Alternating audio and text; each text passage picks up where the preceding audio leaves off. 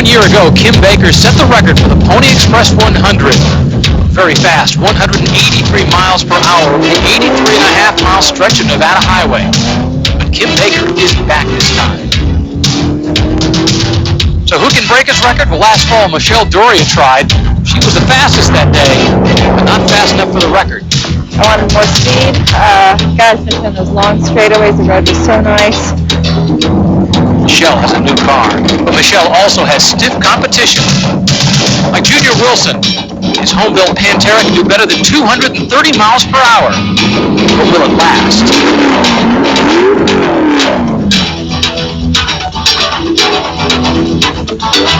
And then there's Helder Antunes, a Pony Express veteran. He knows how to finish. But does he have the speed?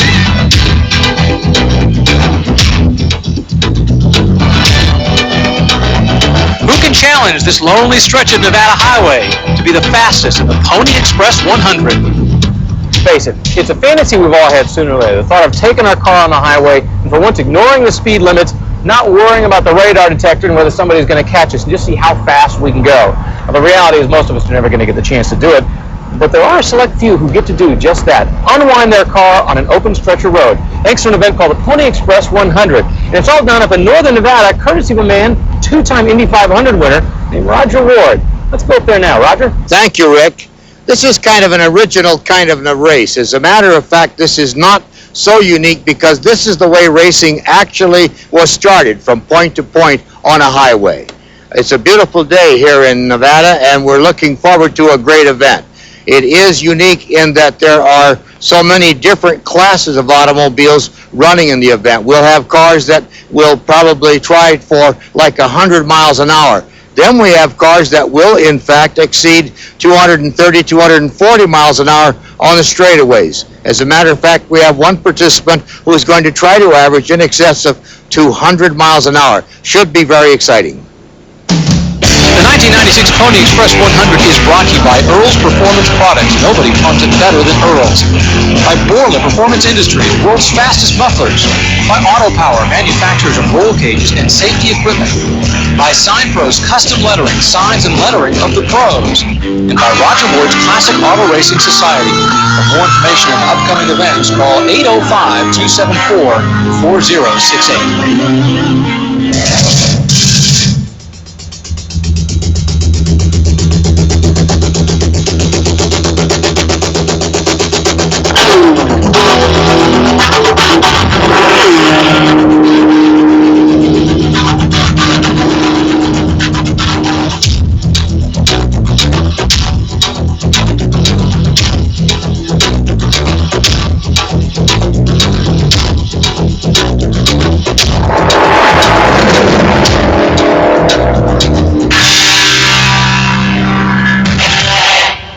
World's fastest mufflers, and Borla is simply the world's best exhaust, enhancing performance of street vehicles, racers, and legendary classics.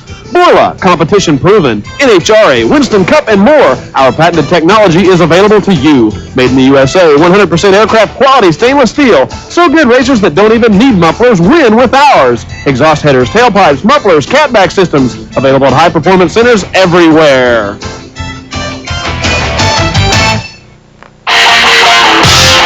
Perfect day for racing in northern Nevada as we get ready for the Pony Express 100, a very unique race. An event run on Highway 305 here in northern Nevada, an 83-mile stretch. 5 divisions are going to be racing today, and we're going to start with the fastest, the Unlimited division. Cars here, no real rules in terms of what they run, and more importantly, no restriction on their speed. The top competitor, last fall's winner, Michelle Doria out of California, running a 1992 highly modified Chevrolet Corvette.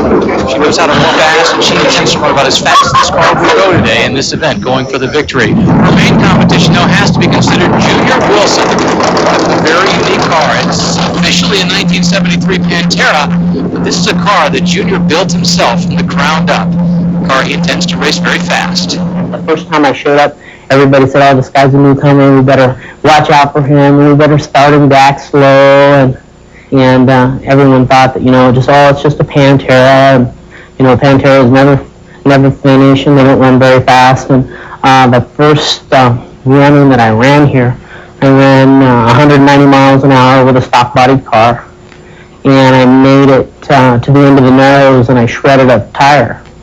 It delaminated, and that was popped to a couple of places, and it happened to actually be raining that way, so it was popped at 190, throwing a big rooster tail out.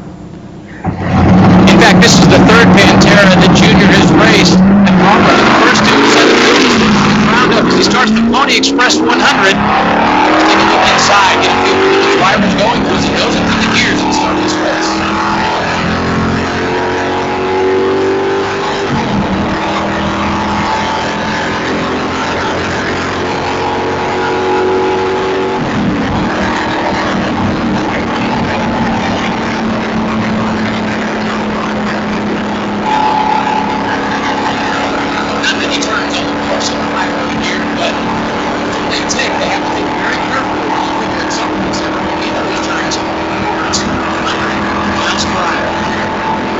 Back at the start-finish line, Helder and Tunes in an 87 Mustang, getting ready for what he calls a dream come true.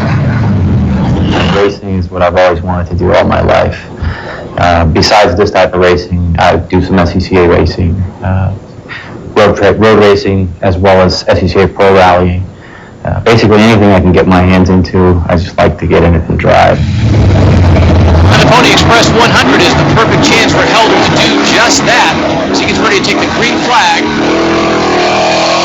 and make his way up Highway 305 here in northern Nevada. Here, let's go inside.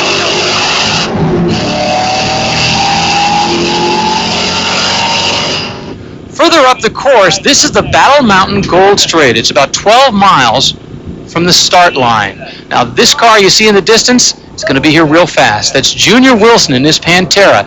This is where they're going to take his trap speed, his official high speed, top speed for the day. His top speed, 219 miles per hour. You're looking down the road, and you're going to be 4 miles in 1 minute. You're having a mile every 15 seconds. So you really have to be watching down the road, and it's basically a tunnel vision effect on it.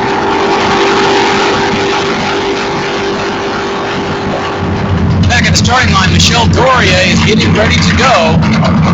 92 Chevrolet Corvette. Had it out last couple weekends ago in another open road race, and the car really performed really well. It exceeded our expectations by 24, 25 miles an hour, and it just really shocked me because I had no idea how fast I was going. And when I was told later on that I was going 203 miles an hour, my chin just hit the floor. I was like going, no, that just can't be. And then when other people kept going, we caught you on radar here, we caught you on radar here, did you hear, you were the fastest finish line speed. I'm like going, yes, I'm cool. There's not enough to be cool in this little car, seems to be under control. Michelle seems to be very good. This is her third time running. This time she's running it that low. Straight away.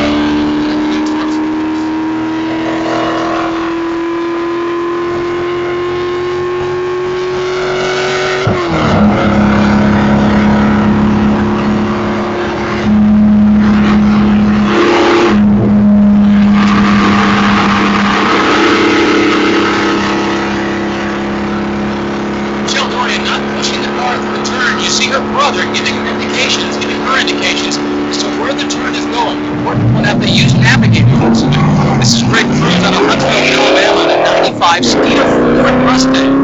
The mechanical engineer who's come a long way to race these things. And there we go back up to the Battle Mountain Gold Straight. Another end two.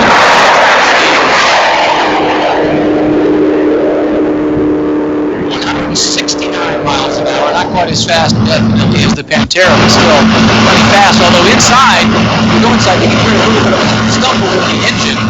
You see his navigator giving him the sign to keep it down, keep going. As you go down the continuing straightaway.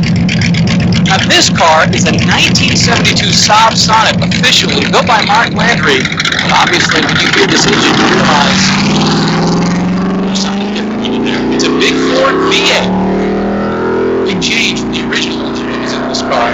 Obviously, they hope for it to go a lot faster. As we continue on the Pony Express 100, Lander County, Highway 305.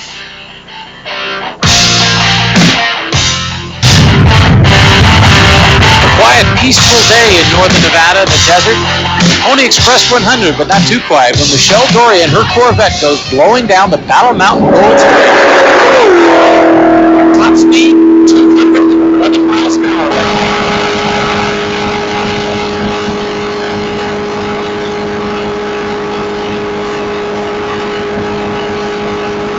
You can see why they chose this highway. Lots of long, perfect straights.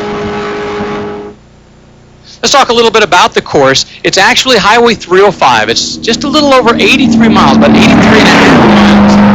Battle Mountain in Austin, Nevada. It has some curves, not too many, big elevation change. It starts at about 4,500 feet. It goes up to 6,500 feet. Now that's an elevation change of about 2,000 feet, which can rob an awful lot of horsepower out of these cars. Once again, the Battle Mountain Gold Straight. This is where they're going to get that track. The breakthrough is not nearly as fast, 164 miles an hour. You might say, why is he running in an unlimited category if he can't do the same speed? Well, what he's hoping is that Michelle and Matt, for example, are going to break down. They won't be able to do the same speed the entire length of the strip. And there, Michelle passes Elder and two, passes Ryan, literally just blowing by. Once again, Helder has that hope that Michelle's going to fade as the event goes on. Battle Mountain Gold Straight, that's Mark Landry going through his top speed, 163 miles an hour right there. And the car, as we said, that started life as a Saab Sonnet, but is very different. Up through Reese River Canyon, this is the area they call the Gap. Michelle Doria is doing the Gap quite well. Helder and two right behind. Now you'll notice that he's starting to catch up with Michelle just a little bit. Michelle had an experience a couple years ago when she went through here, got the rear end just a little bit loose. As a result, she takes it. Up front, Junior Wilson continues to lead the way, going through the mountain sections. You can see the bugs and debris that he has to contend with, and there's only going to be more of that as he goes through this course.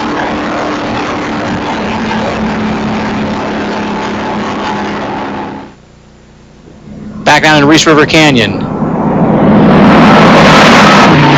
That Steeda Mustang we were talking about, being driven by Greg Cruz out of Huntsville, Alabama. He's a mechanical engineer. He's trying to catch up with Michelle Doria and Matt Mullen. Now, we should mention that Michelle's husband is also running in this event, but he's running in another class, this Navigator. But he's the guy really responsible for this car. He's the one who built it up and made it what it is. Helder Antunes, you notice as it goes through the Gap, the engine doesn't sound quite right. It almost sounds like it's cutting out just a little bit. Back on board, the engine seems to have smoothed out a little. The question is, over the long haul, whether he will have any problems.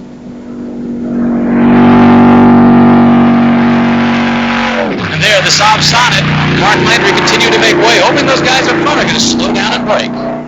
I've had hard luck for about 2 races in a row.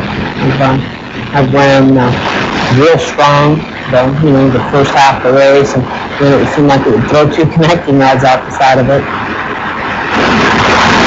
And in fact, it looks like Junior Wilson is having more problems. Just 10 miles from the finish of the event, having already raced 75 miles, the engine is out. He's starting to coast. At this point, he's trying to figure out if he can get it restarted for some way to get it going. Think about this. You're going 200 miles an hour and you start to coast. He's going to coast for miles. Now, he's got the engine refired, but it doesn't last. You can hear him inside trying to get that engine started, but it's not going to be enough. And you have to start to wonder, what is this going to do to the other competitors? Is he blowing the engine? Is it oil on the course? Has he caused some type of problem? Or is it simply a case of shut down? There, he's got it back going again. Once again, it won't stay. And now Junior Wilson has to be looking for a way to get off the course, because you got to remember, those other competitors, Michelle, the others, are coming up on over 150, possibly as much as 200 miles an hour. He finds a place to turn off, but Junior Wilson's day has come to an end, just 8.5 miles from the finish line. Back at Tunnel Mountain, Greg Cruz continuing to race his Steeda Mustang, and right behind him is Mark Landry. Most of the turns we can take nearly flat. We've been through all these turns at 160 plus, with the exception of the gap. We slowed down to about 120 for that.